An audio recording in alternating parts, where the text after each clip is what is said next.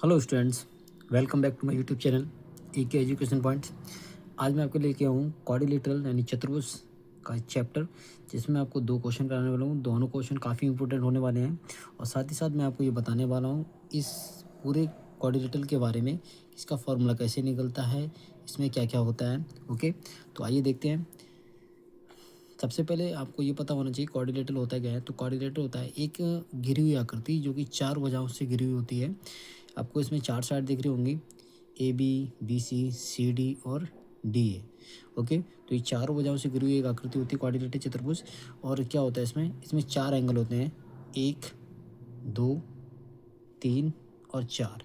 और इन चारों जो एंगल होते हैं, चारों एंगल का ये टोटल योग होता है वो 360 डिग्री का होता है।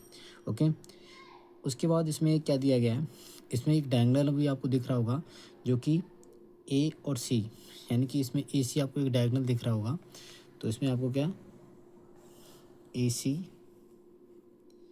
एक विकर्ण, ठीक है, ए सी आपको एक विकर्ण या डायगोनल दिख रहा होगा। ओके, तो अब क्या करेंगे, इसमें ए सी आपको एक डायगोनल दे रखा है। उसके बाद आपको दिख रहा होगा, इसमें दिख रहा होगा, देखो स्टूडेंट्स, कि डायगोनल के जस्ट सामने जो आपका वर्टेक्स भी दिया है उससे आपका एक हाइट खींची गई है, उस पर उससे एक लंब डाला गया है आपका विकर्ण पे। यानी कि जो आपका ए सी के सामने जो आपका वर्टेक्स भी दिया है उससे आपका एक लंब डाला गया है, यानी कि एक हाइट खींची गई है जो कि आपका ए सी यानी विकर्ण पर, उसको हम कहेंगे H1। ओके, और यहाँ पे 90 डिग्री का एंगल बनाएगी। ओके, उसके बाद यहाँ पे देखेंगे, यहाँ पर भी AC के जस्ट सामने जो आपका वर्टेक्स दिया है उससे भी आपका एक लंब यानी एक हाइट डाली गई है। यहाँ भी आपका ये 90 डिग्री का एंगल बनाएगी। ओके, अब क्या करते हैं, इस फॉर्मूले को सिद्ध कैसे करते हैं। जो आपको दिख रहा होगा कि जो चतुर्भुज ABCD का एरिया दिया गया है उसमें तो आपको दो ट्रायंगल दिख रहे होंगे।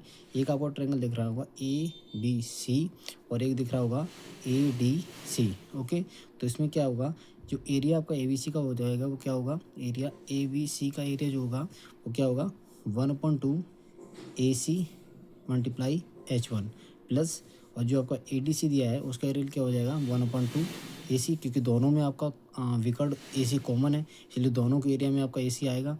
उसके बाद इसमें 1/2 AC और मल्टीप्लाई H2। ओके, फिर क्या करेंगे, यहाँ फिर क्या करेंगे, 1/2 लिख दिया मल्टीप्लाई AC, दोनों में तो दो AC कॉमन ले लिया और H1 और प्लस H2 अंदर रह गया। तो यहाँ से फॉर्मूला निकला 1/2 मल्टीप्लाई AC यानी विकर्ण और कोष्टक में दोनों विकर्णों की लंबाई। ओके, दोनों विकर्णों की लंबाई यानी कि हाइट, यानी विकर्ण पे जो हाइट दी है उनका टोटल योग।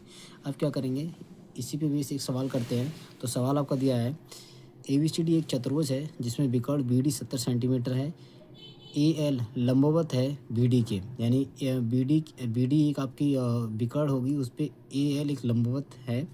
उसके बाद और CM लंबवत है, परपेंडिकुलर है BD के, इस प्रकार कि AL 18 सेंटीमीटर और CM 20 सेंटीमीटर है। चतुर्भुज ABCD का क्षेत्रफल याद कीजिए। तो देखिए यहाँ पे मैंने एक चतुर्भुज बना रखा है और इसके जो ABCD दिया है इसमें आपका एक विकर्ण दिया है डायगोनल, वो आपकी BD दी गई है।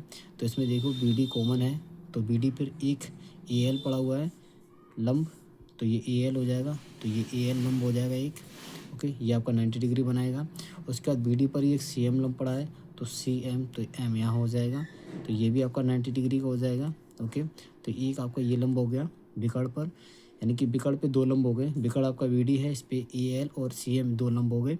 उसके बाद हमें क्या बताना है, इस एरिया बताना है। तो एरिया निकालने का फॉर्मूला मैंने बता रखा है 1/2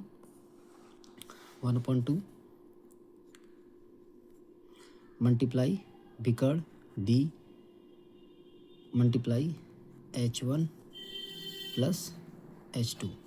ओके, तो यहाँ पे वैल्यू रखेंगे। सबसे पहले देखो विकर्ण की लंबाई जो BD की लंबाई है वो कितनी है, तो यहाँ पे BD जो है BD यानी इसको विकर्ण कहेंगे तो ये आपकी 70 सेंटीमीटर है। ओके, उसके बाद जो आपका AL है वो 18 सेंटीमीटर है, तो AL जो हो जाएगी आपकी 18 सेंटीमीटर हो जाएगी और CM आपकी 20 सेंटीमीटर हो जाएगी। यानी कि ये विकर्ण पे हाइट पड़ी हुई है, AL और CM जो दो हाइट हो गई, तो ये H1 मान लो और ये H2 मान लो। ओके, तो क्या हो जाएगा, 1/2 मल्टीप्लाई बिकड़ आपकी कितनी दी गई थी 70 सेंटीमीटर मल्टीप्लाई H1 आपकी कितनी है 20 प्लस H2 कितना है 18। इसको सॉल्व कर देंगे अब। कैसे करेंगे इसको सॉल्व? तो 1/2 मल्टीप्लाई 70 इंटू ये आपको कितना हो जाएगा 38। ये आपको कितना हो जाएगा यहाँ पे 20 और 18 ये आपका हो जाएगा 38। ओके, अब क्या करेंगे 2 से डिवाइड कर देंगे यहाँ पे 38 तो कितना आ जाएगा 19। अब क्या करेंगे 19 का 70 में मल्टीप्लाई करेंगे तो कितना आ जाएगा 19 सत्ते आपको कितना होता है 33। 19 सत्ते 133 और एक ये 0। तो इतना सेंटीमीटर स्क्वायर आपका एरिया हो जाएगा। ओके, इतना सेंटीमीटर आपका एरिया हो जाएगा। अब क्या करेंगे इसी टाइप का एक दूसरा सवाल देखते हैं। ओके, इसी टाइप का एक दूसरा सवाल देखते हैं जिसमें दिया है चतुर्भुज का क्षेत्रफल 336 मीटर स्क्वायर रेंज। इसमें तो एरिया ऑलरेडी दिया हुआ है तो हमें और क्या दिया है इसमें एक लंबाई भी दी गई है तो हमें क्या रहता है बिगड़ निकालना है। तो फार्मूला में होता है 1/2 इंटू बिगड़ इंटू H1 प्लस H2।